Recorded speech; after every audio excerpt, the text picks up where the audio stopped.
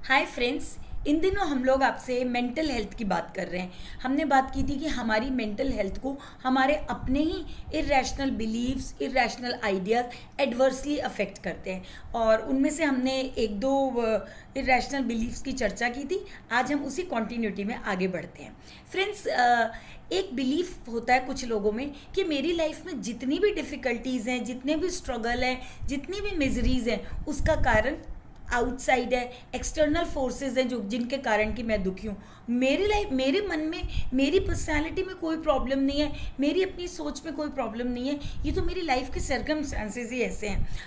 अगर मेरे पेरेंट्स अच्छे इंस्टीट्यूट में पढ़ाते तो मैं ज़्यादा सक्सेसफुल होता।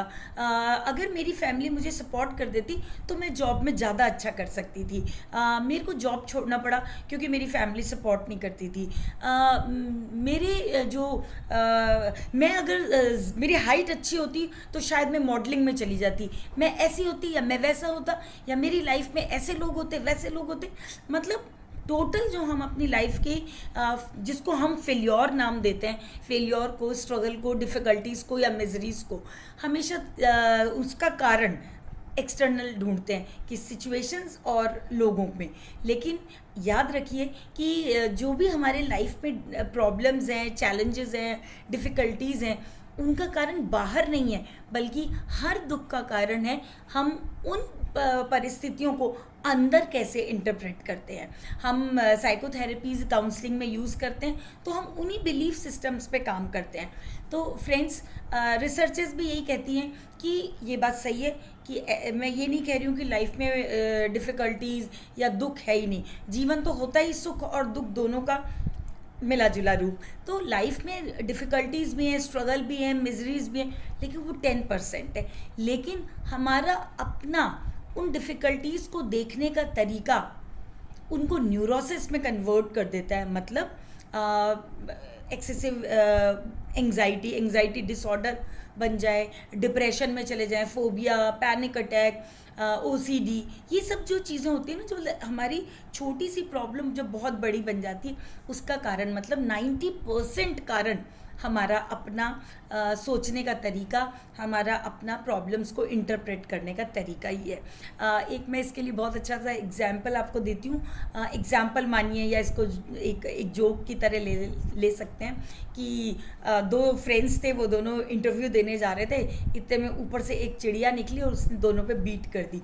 तो उनमें से एक ने कहा, हे भगवान, बाहर निकलना ही बड़ा मुश्किल हो गया है, इस चिड़िया ने मेरा सारा शर्ट खराब कर दिया, ये तो अपशगुन हो गया, मेरा मूड खराब हो गया, इस चिड़िया के कारण अब मेरा इंटरव्यू खराब हो जाएगा, मुझे घर जाना पड़ेगा, कपड़े चेंज करने पड़ेंगे, ब्ला ब्ला ब्ला। लेकिन जो दूसरा फ्रेंड था, अब ये देखिए, वही बीट उसके ऊपर भी गिरी है, लेकिन उसने कहा, थैंक गॉड ये जो गाय भैंस है ना, ये उड़ती नहीं है, वरना मेरा क्या होता। बस यही है, एक छोटी सी चीज़ को एक ने कितना बड़ा बना लिया कि मेरा तो आज इंटरव्यू में अगर मैं सिलेक्ट नहीं होऊंगा तो इस चिड़िया के कारण, मेरा मूड ख़राब हुआ तो इस चिड़िया के कारण, और जबकि दूसरे ने इसको बहुत लाइट लिया। तो फ्रेंड्स, याद रखिए कि हमारे जो हम अपने इस इरेशनल बिलीफ को अगर चेंज कर दें, हम अपने परसेप्शन को, अपने चीज़ों को देखने का नज़रिया बदल दें, तो हमारी जो मेंटल हेल्थ है वो अच्छी हो सकती है। क्योंकि जो लोग बहुत पॉजिटिव या बहुत ही पीसफुली लाइफ को जीते हैं, उसका मतलब ये नहीं है कि उनकी लाइफ में कोई स्ट्रगल, डिफ़िकल्टीज़ या मिजरीज़ नहीं है। इसका कारण ये है कि उनको उन चीज़ों को देखने का एक नज़रिया अलग है उनके पास। तो इसलिए फ्रेंड्स, अगर आप अपनी मेंटल हेल्थ पे काम करना चाहते हैं, उन्हें इम्प्रूव करना चाहते हैं, तो अपने इन इरेशनल बिलीफ्स को नोटिस कीजिए, कॉन्शियसली उन पे काम कीजिए और आगे बढ़िए। क्योंकि ज़िंदगी एक जगह अटकने का नाम नहीं है, आगे बढ़ने का नाम है। इसी कॉन्टिन्यूटी में मैं एक और बिलीफ की बात करती हूँ कि कुछ लोगों का ये मानना होता है कि अगर लाइफ में कुछ भी चीज़ डेंजरस है या फियरसम है, या हम कहें कि मतलब ख़राब है, तो हमको उसके लिए मतलब हमें विचार करना चाहिए, वहाँ पे अटक के रहना चाहिए और हर टाइम उनके बारे में बात करनी चाहिए और डेंजर को देखना चाहिए। जबकि ये एक इरेशनल बिलीफ है। क्योंकि देखिए, आपने सुना होगा, डर के आगे ही जीत है। अगर हम डर में अटक के रह जाएंगे तो हम आगे नहीं बढ़ेंगे। तो हमें क्या करना चाहिए कि जो भी डेंजर है, जो भी फियर है, उसको या तो फेस करें, फेस करें और आगे बढ़े। अगर हम फेस कर कर लेते हैं तो ठीक है, या फिर उनको हम चेंज कर लें, उनसे हम अपने आप को कुछ काउंसलिंग दें, अपने आप को चेंज करें और उसका सामना करें। तो या तो हम फेस करें, या उसको रिमूव करें, या एक्सेप्ट करें और आगे बढ़े। अदरवाइज कि बस वहाँ आगे एक डॉग है तो मैं तो नहीं जा सकता, अब मुझे नहीं घूमने जाना, मुझे वॉक पे नहीं जाना क्योंकि सुबह मुझे डॉग मिल जाते हैं। तो या तो मैं ऐसा अरेंजमेंट करूँगी, किसी को साथ लेके जाऊँ ताकि वो उस डॉग को हटा दे, या मैं ये मान के चलूँ कि भाई ये तो रास्ता है, यहाँ तो डॉग्स मिलेंगे ही, उसको एक्सेप्ट कर लूँ, या अपने डर पे काम करूँ।